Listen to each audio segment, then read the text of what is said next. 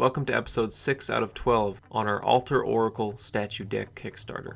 This time I'm breaking down the Fertility Goddess motif associated with the zodiac sign Virgo. The Kickstarter is currently 83% funded with only 12 days to go. So if I want to finish this series by the 26th, I'll have to publish a new episode every other day. This series of videos is my only real means of advertisement, so please consider using the link in the description to pre-order a copy of the deck. That would really help motivate me to meet the deadline on time. I also have a link to my Patreon in the description if you'd like to support me for making more videos like this. Thank you. Now, let's get on with the video.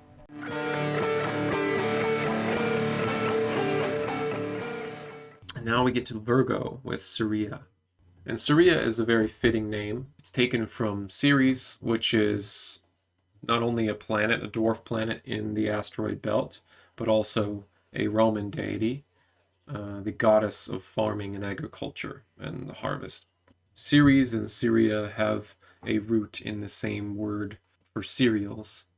And cereals means grains and grasses and, bread and all these things that were advanced by the West Asian Neolithic, probably by the Utopians of Canaan, around contemporary Syria. So the name for Syria, the country and the area, comes from the homeland of cereals, essentially. This is around where Göbekli Tepe is, and also around some of the first farming villages that we have record of on Earth. They were experimenting with cereals of various kinds. That would be wheat, barley, rye. I believe rye was the first one that they started making into breads. But on top of this experimentation, they were also doing alcohol. Alcohol was a vital part of this Neolithic expansion as well. It was a big innovation. Goddesses like Ninkasi of Sumerian were associated directly with alcohol and were called upon to kind of bless your brewing. Mythologically, were thought to have brewed all of the alcohol consumed by the gods. Linlil most likely was to be identified with this Ninkasi character as well, another Sumerian name for this queen of the gods who was the wife of Enlil. And like in the last video of the Hittites I talked about, I brought up Elil, which is a version of Enlil. Elil being associated with Capricorn. Often the Capricorn agricultural deity is partnered with the Virgo agricultural deity, in this case CEREA. So the Capricorn or the Romans and Greeks, for instance, would be Kronos and Saturnus, and we'll get to that later when we get to Capricorn. But as you can see here, Rhea is the Greek wife of Kronos. Rhea represents and is often depicted again seated on a throne representing the Golden Age. And Kronos, Capricorn, often represented by gold and wealth and fortune, refers to this golden age as well. So again, these two are kind of coupled, Virgo and Capricorn, thematically. So Ceres and Shalash are some Syrian Semitic deities that are essentially the namesake of their homeland and the namesake of what they represent as agricultural deities, which they were. The Romans later, when they conquered Syria, referred to these local cereal deities as Dea Sura. So Dea in Roman simply means goddess, Sura of Syria. And they ended up worshipping her alongside and in much the same way as Demeter was worshipped. Even Demeter means the mother. So this is another deity that goes back to a general motif of the goddess or the mother, somewhat related to the Earth Mother, but more domesticated type of Earth Mother, more Neolithic, more farming and civilized. And that's why I portray CEREA here on a throne, because a lot of the portrayals of this agricultural queen goddess are seated with animals around holding various grains and cereals as a sign of wealth and prosperity. The agricultural revolution, the Neolithic,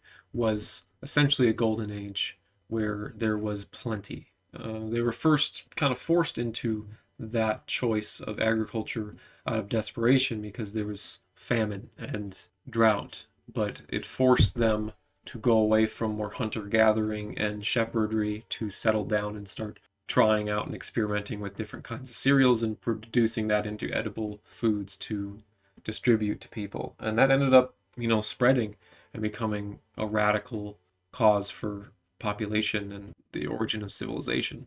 We have Kubaba, which Kupapa, the version of Hittite that I referenced in the last video as well, is this queen, or at least represents a priesthood of this cereal production practice, this agricultural and civilizing, who mythologically ruled Sumer for hundreds of years, and she was later deified as a agricultural deity. Of course, she didn't probably actually rule for hundreds of years because that's physiologically impossible. I just mean to say that she might have had such an impact, or her priesthood might have been so embedded in Sumer at the time that her cult would spread to other places, say to the Hittites with their version of Kupapa, and then further on to the Phrygians who came into Anatolia where the Hittites were, and getting Kupapa as a deity eventually evolved it into Kybele, which they were merging with Zimele, who was a Thracian deity related to Dagon, which I mentioned earlier, the earth goddess deity. And there was a merger going on with the two that kind of make Kybele, who is this agricultural seated deity. And a weird coincidence across the sea with the Taino of the Caribbean is their own agricultural goddess, in that case having more to do with maize and potatoes, was Kahubaba. I'm not saying there's some sort of supernatural link between these two deities or something, I'm sure all the ancient aliens people would say, oh my god, Kubaba must have been an alien who went around instructing people to do agriculture, and she went to the Taino and told them, and they went to the Sumerians and told them, right? But this is a case I think might be coincidence, or might even be due to some sort of translation going on with the Spanish influence. Then you have the Totonac, who are another people from Mesoamerica, representing for them not grains, not cereals explicitly, but another form of grass, which is maize. And with her, and with many other deities here I'm going to mention, there is the motif of the corn mother in Amerindian mythology. Onatha of the Iroquois is actually become popular in a lot of neo-pagan American movements that try to integrate Western paganism with more local First National paganism.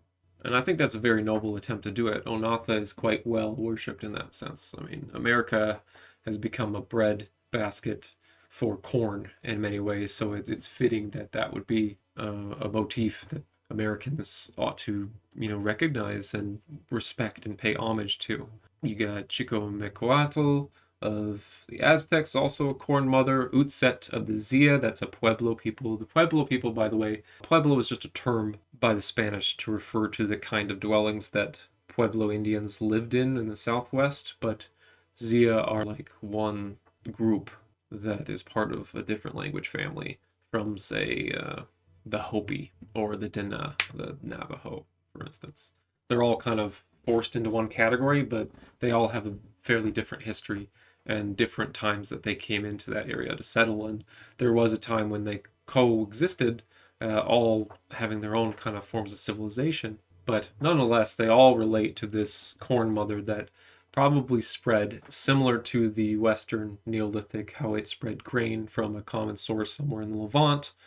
In this case, somewhere in Mesoamerica, where maize was first cultivated, is where this deity and this culture and some of these languages and practices probably spread out northward to the southwest and through Texas all the way to the Mississippi River Valley. That's how it eventually goes up to the Ohio River Valley, getting to the Iroquois and becoming Onatha, and then spreading down into eventually the Taino, who the Taino then they actually went through northern South America and then through Trinidad, Tobago, and the Antillean Islands all the way into Puerto Rico and Hispaniola and Cuba. And then, of course, the Incas on the other side near the Andes, they also practice some maize cultivation. And I didn't mention a few rice deities in terms of the Eastern Neolithic of rice cultivation out of somewhere around Southeast Asia where rice spread. No matter where you are in the world or what culture you come from, there are certain cultivated crops that have a thematic resonance with one another. This idea of coming together, organizing society around a common food source, a staple crop, is, I think, the essential theme of CEREA. And CEREA represents more than just the food and the harvest itself. Really, the word for it is community. And there was a time where this community in the Golden Age may have been very utopic and idyllic and well organized. And later, hierarchies and all these other things started getting involved. So I think this is a place where we can all, from all around the world, relate to our roots and try to build a society that works for everybody and that has sustainable and real foundations, food, basic needs and necessities, right? I actually tried multiple times to generate a sickle for her to hold. I wanted to go really hardcore on the whole communist angle, but for some reason it was very difficult. It just did not want to generate a sickle in the right way. So I kind of just accepted this for what it is. But just understand, communism is subliminal in this message I'm sending to you. This is definitely propaganda. At last, I want to mention a goddess who was immortalized in the Virgo constellation, holding a bushel of wheat, the Coma Berenices constellation, in one hand and the scales, Libra, in the other. Her name is Astrea. She manifested during the Golden Age and Bronze Age, a reflection of order, prosperity, purity, and utopia. But at the dawn of the Iron Age, during the Bronze Age collapse, she was said to have chastised humanity for our failure to live up to her noble standards, leaving the earth for the heavens, where she would become the Virgo constellation. It is also said that one day she will return to bring about a new golden age for all of humanity. The rediscovery of this prophecy in the 1500s even helped inspire many writers and artists of the Renaissance. One might see her today in Lady Liberty, perhaps, but I think we still have much more work to do in order to live up to her standards for us. Don't you?